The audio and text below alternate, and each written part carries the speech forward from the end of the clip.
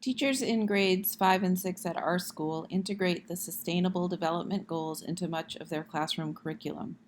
In order to better understand the goals, students are asked to research and report out on one of the 17 goals.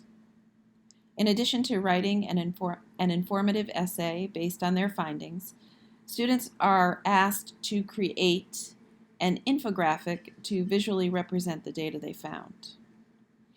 The infographic that I created will be used to model and teach students how to use Canva and how to make intentional choices in their design. This is my infographic for Sustainable Development Goal number 2, which is to end hunger worldwide. I was very intentional with the template that I chose in Canva, as I knew I wanted to hit the top 5 pieces of information regarding world hunger, and this particular template had that set up for me. The template was a little bit brighter in color, and I wanted this infographic to take on a more serious tone, so I did change some of the coloring. I changed the color palette to a more muted, darker color. I also added several icons of my own. So let's just take a look at the top here. So I wanted to make sure that my viewers understood that this is sustainable goal number 2, and that is to end hunger. So I made that really prominent at the top, and I added an icon in the back so it wouldn't just look like a straight up banner. I wanted to inform people that undernourished people worldwide means that you have a caloric intake that's less than the recommended calories per day, and that affects 815 million people worldwide. So I included this icon of the world. I added this icon with the people as well as the number. I tried to make the information, the 815 million undernourished people worldwide, big, so that it was eye-catching and that the data for that is something that you understand right away. I made this a little bit smaller as just an explanation. I did that for each of the 5 pieces of information that I wanted to include on my infographic, and that is something that I would talk to my students about how to take your research, take your writing, and then pull out the 5 or 6 big points that you really want to highlight, and then talk about how you can highlight it with images, font, and color.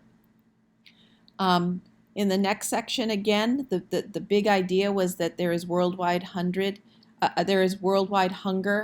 in 98% of it is in developing countries. So I do have added a graphic here of Asia and one of Africa, as most of the developing countries in the world are in these locations, and that is also where most of the hunger problem exists. Again, I tried to keep some consistency with the icons and colors. I tried to keep my added smaller icons similar as well in terms of being clip art.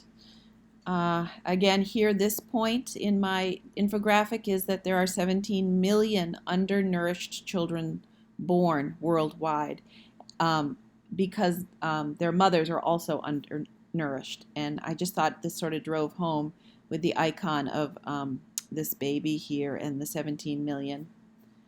For this piece of information, I just included I wanted it to be really in your face that children die. 1 in 15 children die from hunger-related issues. That's a pretty big number, especially in developing countries. And then finally, I wanted to drive home that there are 7 billion people on the planet, and we have more than enough food to feed everyone on the planet. So to have a sustainable development goal that ends hunger, you have all the information about how people are hungry around the world, and I wanted to end it with the fact that it is possible to end hunger. and to help people who do not have land to grow food or the money to purchase it um, in developing countries. And finally, just to bring home to my audience one final point, it's what are you going to do to end hunger? And again, I emphasized the fact that it is in the hands of the viewer um, to help with this sustainable development goal. I would use this infographic as an example with students. We would talk about things, about how they would choose their main facts and what they want to highlight. We would talk about font, color, size, layout, design. Again, this was a template, so much of the layout was done for me, although I did change all of the icons. And I would teach the students how to choose icons from that look similar or are similar in color and staying within the palette that they've chosen. So that's it. I was very intentional with this template. I enjoyed using Canva. I loved the choices that were there, and many of them were free. I liked being able to change the color palette. That was a main thing for my infographic because the original colors were just a little too vibrant and a little too happy.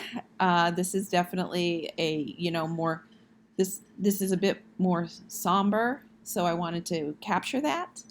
And I think that my students will enjoy learning these elements of design and design principles so that they can build their own infographics for this project.